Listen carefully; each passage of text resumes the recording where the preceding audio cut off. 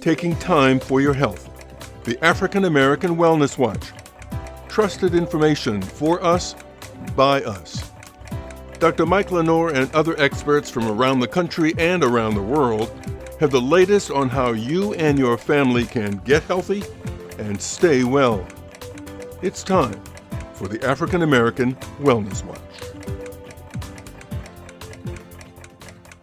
Welcome to the Wellness Watch. I'm your moderator, George Strait.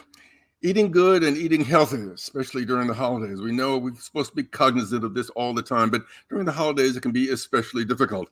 Well, we've got the perfect person to help us through all of this. That's Chef Nikki Shaw. You probably remember her from the Food Network. But what you may not know is her real passion about how to connect food and wellness. Nikki, thank you very much for joining us. Thank you, George. My pleasure. I'm happy to be here. And of course, we've got our host, Dr. Mike LeNoir. Thank you, George, for the introduction. Nikki, good to see you. Of course, obviously, we've known each other for a very long time, and I've seen you evolve into almost an internet, certainly a national chef, and with a lot of options, a lot of things in your career. But we want to touch a little bit on the holiday season. You know, I've always said to people that it's not what you eat on Thanksgiving, or Christmas, or New Year's. It's what happens before and after that. So what are some of the healthy lifestyle options that people have that they can turn to at a time when they want to be better disciplined about their diets? Well, that's a great question, Dr. LeNoir, and thank you for what you're doing. Like, we as a community, we need these kinds of informative sessions to elevate us. So thank you for all the work that you do. But the question is, what are some healthy diet options? So vegetarians on average are about 25% less likely to die from heart disease. So a vegetarian diet means that the vegetarian can eat eggs, cheese, milk, but they don't eat meat such as chicken, turkey, pork, or beef.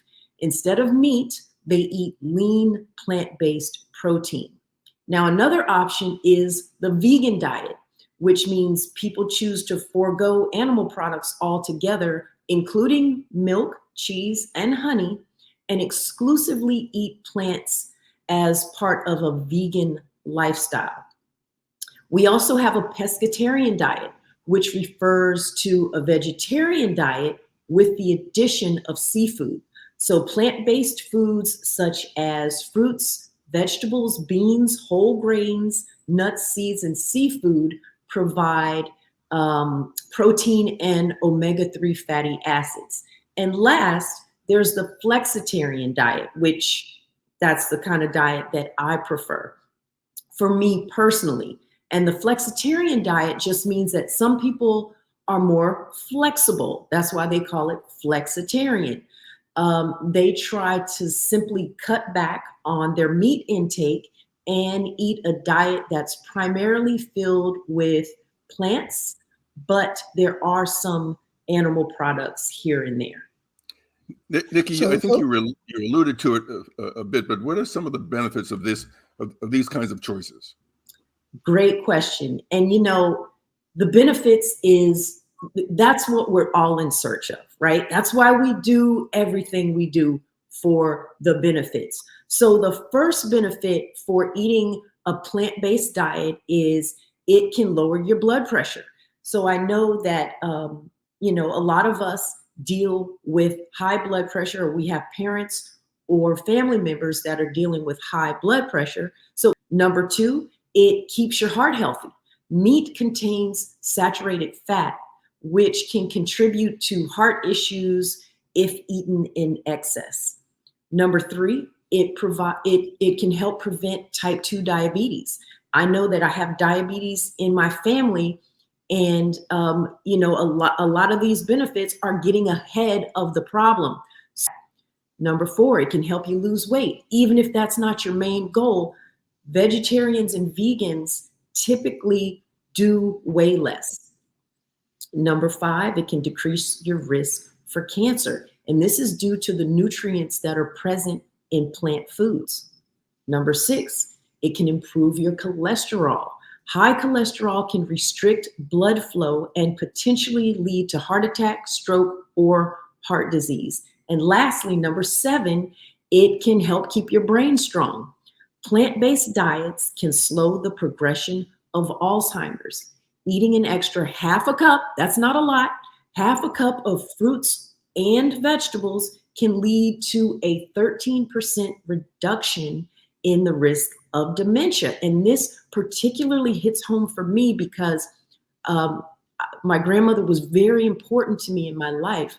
And as she got older, she transitioned when she was 98. And as she got older, she was dealing with Alzheimer's and dementia. Now, you know, once you get up in age like that, you kind of just deal with what life gives you. But if you can prevent these things, then you learn from I'm learning from my grandmother. So I know that eating a plant-based diet will help me so I don't necessarily have to deal with the risk of Alzheimer's and dementia. Suppose you really do want to change your diet, but you know, Thanksgiving, Christmas comes, and you sit down at a table, and there's there's fat back, there's greens, there's turkey, there's gravy, there's all that stuff that you're sort of used to, right? How do you begin in that sort of context?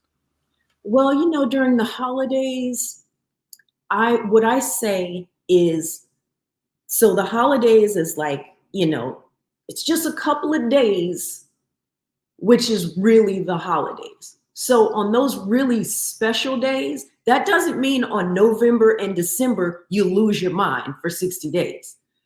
On the actual day of the holiday, I say give yourself some grace. Enjoy the foods that you like, but do it in moderation. Moderation is the key. Yes, we all love now the turkey and the greens and the green beans, that's all fine. But when you do the stuffing and the rolls and the corn and the candied yams and the mac and cheese, if you're gonna do that, just have a little spoonful. Enjoy yourself, give yourself grace, but do it all in moderation. And don't do it the next day and the next day and the next day. I think you just shut up leftovers. Leftovers are gone.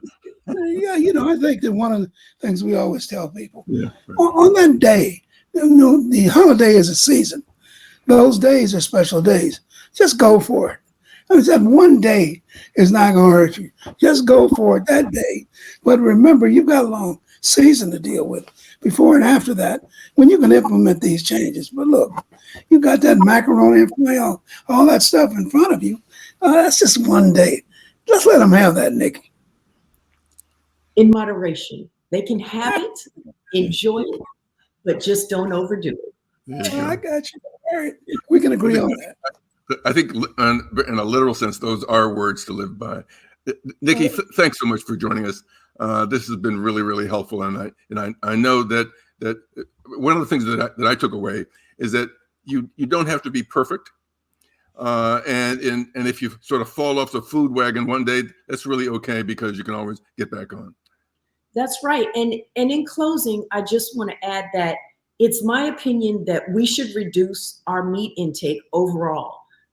There are so many plant sources that can help vegetarians meet their protein needs, including peas, beans, lentils, chickpeas, seeds, nuts, soy products, and whole grains like wheat, oats, barley, and brown rice. So even if you don't go full on vegetarian, just make some minor changes and you'll get big results.